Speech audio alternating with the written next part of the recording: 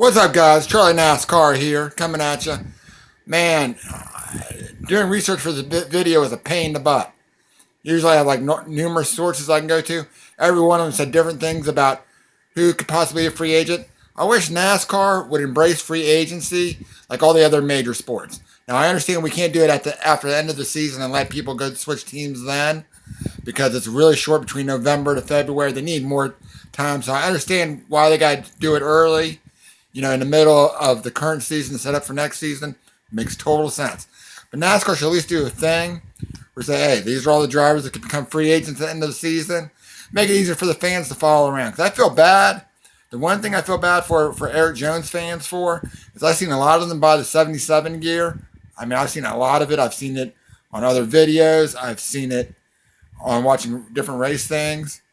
And all those guys, it was worth 1 year. It's going to become a trivia question.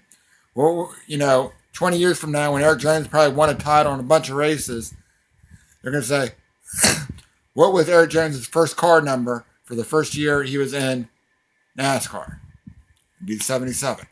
Even though, a couple years he did drive the 20 for Kenseth, and I think he did substitute for Kyle Busch.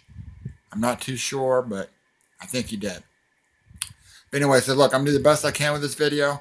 The reason why some sites had Denny Hamlin is going to be a free agent, Kurt Busch is going to be a free agent, Kyle Larson isn't re-signed yet.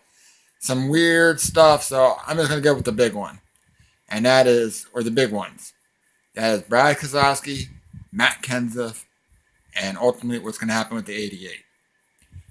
Right now, my opinion of the whole thing is once Keselowski signs, that's when all the other dominoes will come into place. I've heard rumors. The one that I'd like the best thing to happen in this whole scenario, this is what I would prefer to happen, but I don't know if it will, is Bowman moves up to the 88. William Byron moves into the 5. Casey will obviously be out. Casey, I hope he'll go to the 77. I hope Keselowski stays. And, oh, shit.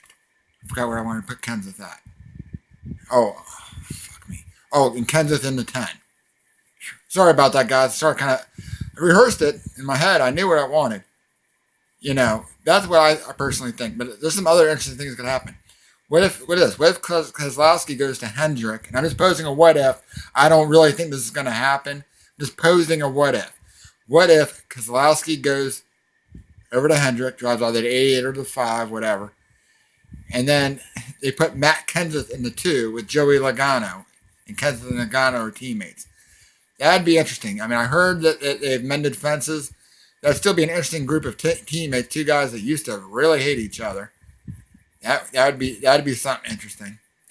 Another interesting one is, what if Casey goes to the 10 and somehow Danica gets into the 5?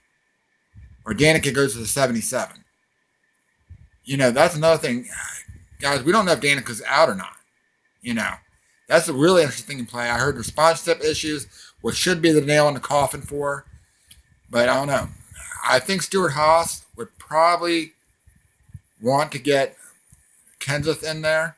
Because I know it is, Tony Stewart likes to collect former champions. You got Kurt Busch, you got Kevin Harvick. Well, Kevin Harvick won his championship with Stewart-Haas. Sorry. And then you got Clint Boyer, who contended in 1 year, almost won the championship. So Kenseth would be a nice addition to Stewart-Haas. I think he'd fit in there well. And I also heard on some other sites that Ryan Blaney wasn't re-signed for next year. There's another rumor that Ryan Blaney would take over for Keselowski and Kenseth would drive the 21. Which that just seems kind of far-fetched to me. I'm thinking Keselowski stays. I'm hoping so.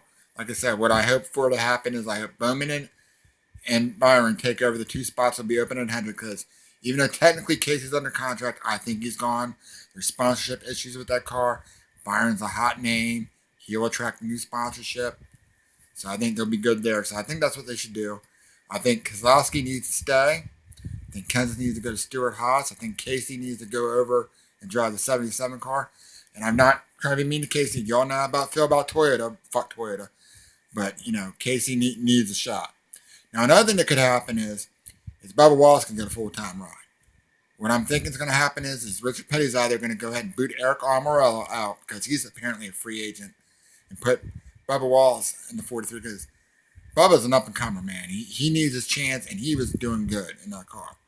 For coming in for 4 races, you know, his first race didn't start off so well, but he just had speeding penalties. I mean, not like he got into the back of anybody and spun him. He totally did a good job. Did what you'd ask out of a backup to do. So I'm hoping Bubba Wallace goes to Richard Petty Motorsports. That's what I want for him.